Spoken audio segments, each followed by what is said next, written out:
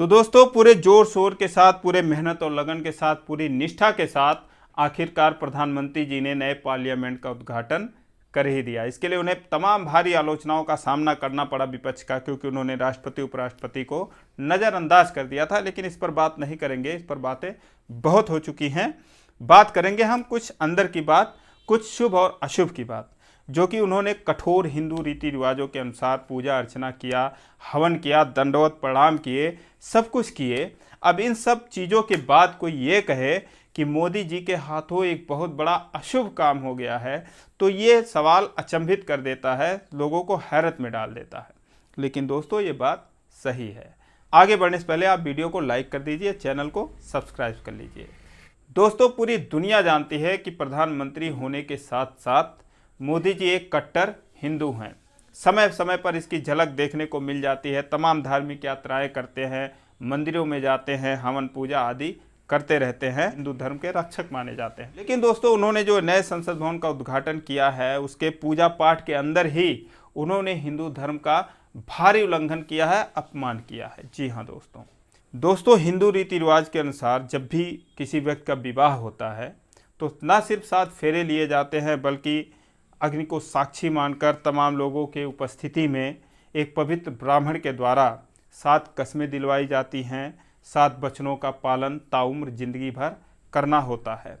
इसमें से जो है 2 वचनों का, 2 कस्मों का सीधे तौर पर उल्लंघन हुआ है। अब चूंकि मोदी जी एक विवाहित पुरुष हैं, उनकी मां ने उनकी शादी करवाई थी जसोदाबेन नाम की लड़की के साथ। लोकसभा के नामांकन में खुद मोदी जी ने अपना जब नामांकन भरा था तो उसमें उन्होंने विवाहित पुरुष के जगह पर यस का टिक मार्क लगाया था और पत्नी का नाम लिखा था जसोदाबेन, जो कि अभी भी हैं, एक शिक्षिका हैं। तो दोस्तों उन्होंने उनको तलाक नहीं दिया, सिर्फ उनसे अलग रह रहे हैं। अभी भी वो उनको अपना पत्नी मानते हैं और जसोदाबेन भी मोदी जी को अपना पति मानती है। अब इसमें जो ये धार्मिक कर्मकांड हुए, पूजा पाठ हुए, इसमें जो है जसोदाबेन का रहना बहुत ज़रूरी था। जो मैं आपको 2 कस्मों का जिक्र कर रहा हूँ जिनका सीधे तौर पर उल्लंघन हुआ है, उनमें से तो एक ये है कि जब भी कोई विवाहित पुरुष किसी धार्मिक यात्रा पर जाएगा, अकेले नहीं जाएगा, धार्मिक अनुष्ठान करेगा, पूजा हवन आदि करेगा, कथा वगैरह सुनेगा, तो उसमें पत्नी का उपस्थित रहना जरूरी है, उसका साथ और सहयोग जरूरी है। लेकिन इसमें जो है दर्जनों विद्वान पंडित थे, पुरोहित थे, साधु थे, तमाम लोग थे। किसी ने मोदी जी को ये बात नहीं बतलाई कि उनका रहना जरूरी है।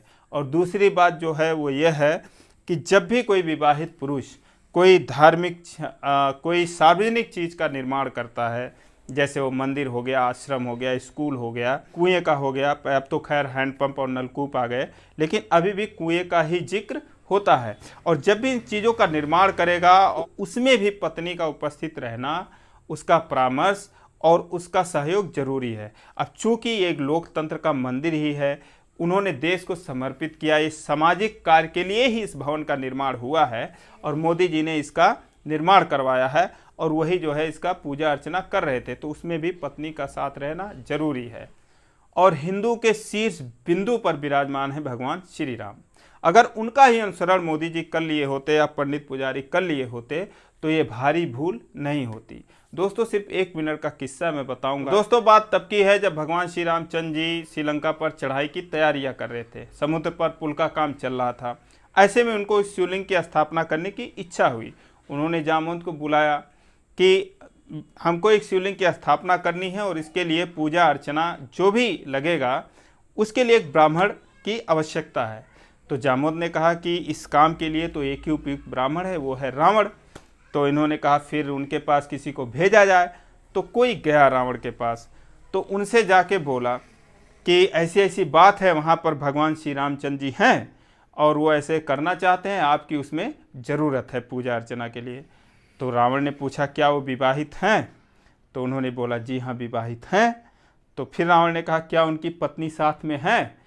क्योंकि बिना पत्नी के कोई पूजा संभव नहीं है किसी पुरुष का, अगर वो विवाहित है तो। उसने कहा कि हाँ हैं, लेकिन किसी के कैद में हैं। अब उसकी हिम्मत नहीं हुई ये कहने की कि आप ही ने कैद कर रखा है। तो उन्होंने कहा हैं, लेकिन किसी के कैद में हैं। उन्होंने कहा चलो ठीक है, बाकी जो सामग्री है पूजा की, तो उन्होंने कहा कि इसका इंतज़ाम कर लिया जाएगा। तो रावण ने कहा ठीक है, और जो कुछ नहीं बन पाएगा तो ये ब्राह्मण का धर्म है कि अपने यजमान के लिए बाकी चीज़ों का व्यवस्था करे जो उससे नहीं हो पा रहा है। तो फिर ये कह के उन्होंने दूत को विदा कर दिया रावण। अब यहाँ पर दोस्तों रावण ने अपने एक पुत्र को बुलाया और उससे कहा कि देखो, ये जो सीता हमारे कैद में है अशोक वाटिका में, इनके जो पति हैं समुद्र के उस पार शिवलिंग की स्थापना कर रहे हैं और पूजा के लिए मुझे ब्राह्मण के रूप में आमंत्रित किया है, और वहाँ पर उनके पत्नी का साथ में रहना जरूरी है, और ये ब्राह्मण का फर्ज है कि इसकी पूर्ति करवाई जाए। तो एक काम करना, तुम सीता को लेके वहाँ पर एक दिन के लिए जाना, और जब पूजा समाप्त हो जाएगा तब उनको वापस लाके कैद खाने में डाल देना अशोक वाटिका में। और हुआ ऐसे ही दोस्तों। एक ब्राह्मण का एक फर्ज होता है कि अपने यजमान की ज़रूरतों को, भूल चूक को पूरा करे। अब यहाँ पर दर्जनों विद्वान ब्राह्मण थे, पुजारी थे, साधु थे, किसी ने जो है उनको सही बात नहीं बतलाई।